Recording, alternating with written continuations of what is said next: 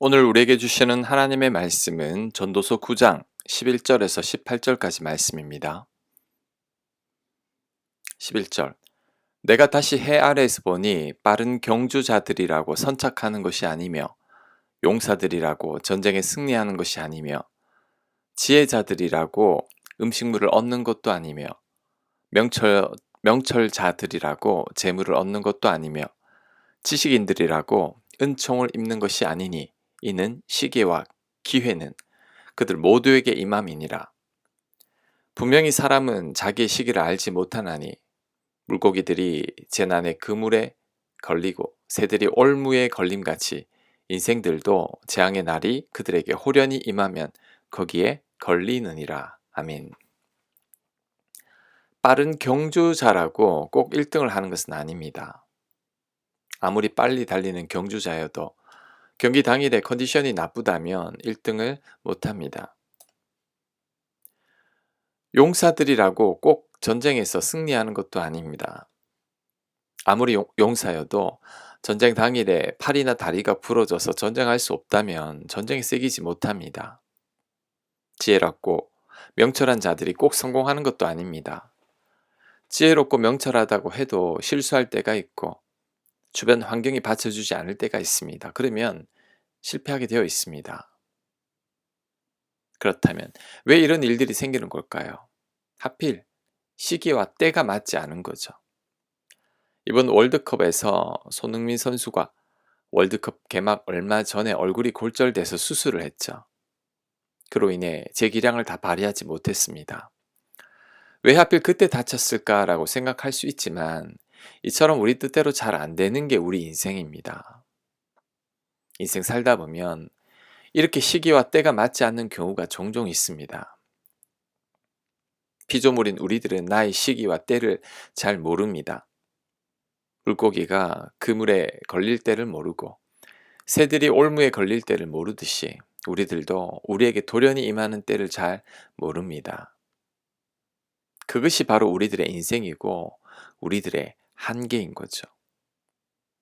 예를 들면 열심히 공부를 했음에도 수능 당일에 몸이 아파서 시험을 망칠 수 있습니다. 사업이 너무 번창해서 확장했는데 하필 코로나로 인해 사업이 실패할 수도 있습니다. 많은 대출을 받아서 무리하게 집을 샀는데 요즘처럼 갑자기 금리가 올라서 난감해할 수도 있죠. 이럴 때 내 원대로 안 된다고 하나님을 원망하거나 좌절해서는 안 됩니다. 살다 보면 이런 일들이 많이 벌어집니다. 그것이 바로 우리 인생입니다.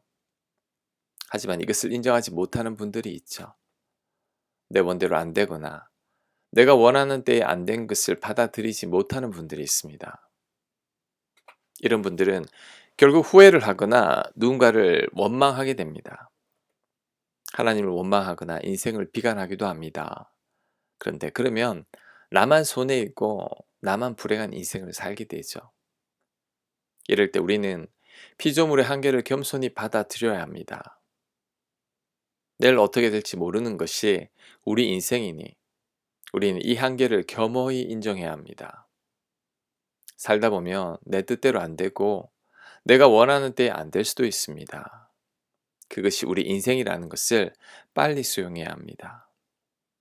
그래야 하나님을 원망하지 않게 되죠. 크게 절망하지도 않게 되고 그나마 빨리 일어서게 됩니다. 그리고 한 가지 더 기억해야 할 것은 때와 시기가 맞지 않아서 어려움을 겪는다고 할지라도 나를 향한 하나님의 사랑은 끝이 없다는 거죠. 우리 하나님은 최악의 상황도 잘 수습해서 최선의 상황으로 바꾸시는 분이십니다. 우리 하나님은 합력해서 선이 되게 하시는 분이시죠. 모세는 같은 동족들을 구원하고자 하는 마음이 있었으나 우발적인 살인으로 인해 광야로 도망을 쳐서 40년이라는 세월을 그냥 보내게 됐죠. 자신이 생각한 시간보다 40년이 더 지나간 겁니다. 하지만 하나님은 이런 모세를 사용하셨습니다. 하나님의 가장 합당한 때에 사용하신 겁니다.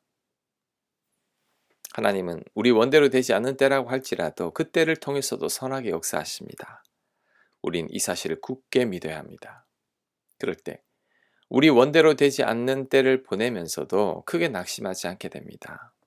더불어 하나님의 때를 겸손히 기다리게 됩니다. 내가 원하는 때에 되지 않는다고 크게 낙심하지는 말아야 합니다. 살다 보면 그럴 수도 있습니다. 그것이 우리 피조물의 한계이고 우리 인생인 거죠. 우리는 이 사실을 겸손히 받아들여야 합니다. 13절 내가 또 해 아래에서 지혜를 보고 내가 크게 여긴 것이 이러하니 곧 작고 인구가 많지 아니한 어떤 성읍에 큰 왕이 와서 그것을 애워싸고 큰 흉백을 쌓고 치고 잘 때에 그 성읍 가운데에 가난한 지혜자가 있어서 그의 지혜로 그 성읍을 건진 그것이라. 그러나 그 가난한 자를 기억하는 사람이 없었도다.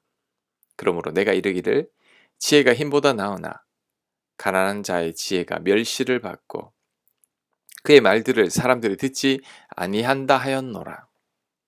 조용히 들리는 지혜자들의 말들이 우매한 자들을 다스리는 자의 호령보다 나으니라. 지혜가 무기보다 나으니라. 그러나 죄인 한 사람이 많은 선을 무너지게 하느니라. 아멘. 작은 성읍에 큰 왕이 포위하고 그 성읍을 치려고 할 때 그 성읍의 한 가난한 지혜자의 지혜로 그 성읍을 건졌습니다. 그 가난한 지혜자로 말미암아 성읍 사람들이 다 목숨을 구하게 된 거죠. 그런데 아무도 그 지혜자를 기억하는 사람이 없었다고 합니다. 그 이유는 그가 가난했기 때문입니다. 자, 이 말은 만약에 그가 가난한 지혜자가 아니라 부자 지혜자였다면 이런 취급을 받지 않았을 것이라는 얘기입니다. 그가 금수저를 쥐고 태어났다면 그 성읍에서 추앙을 받고 존귀한 자로 여겨졌을 것입니다. 하지만 가난했기 때문에 철저히 무시당한 거죠. 솔로몬은 이러한 사실을 보면서 큰 충격을 받은 것 같습니다.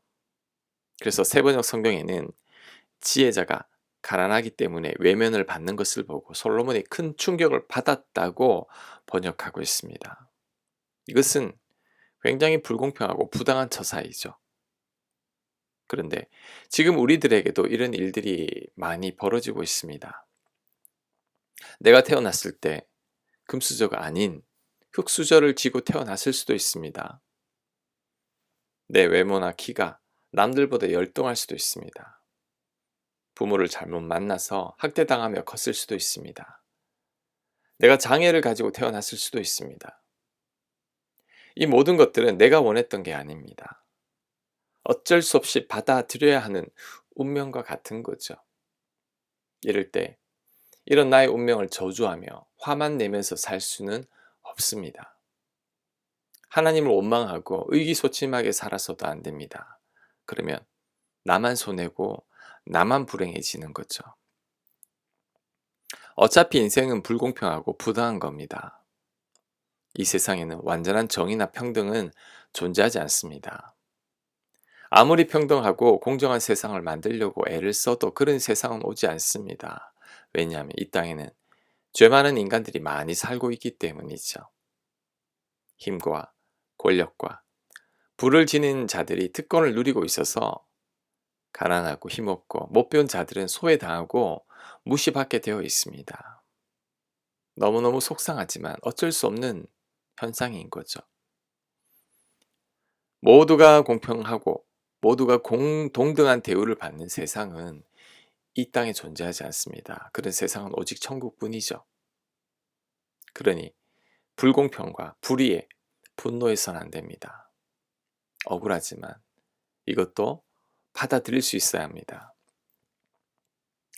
속상하고 화가 나지만 수용할 것은 수용해야 합니다. 오히려 있는 그대로를 받아들이고 지금부터라도 내가 노력을 하면 됩니다.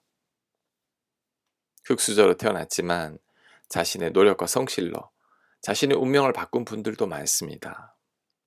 특히 우리를 도우신 아버지 하나님이 계십니다. 내게 능력 주시는 주님 안에서 우리는 모든 것을 할 수 있죠. 하나님을 의지함으로 내 운명을 바꿀 수도 있습니다. 그리고 나만 불공평한 대우를 받는 게 아닙니다. 나보다 더 억울한 자들도 많습니다.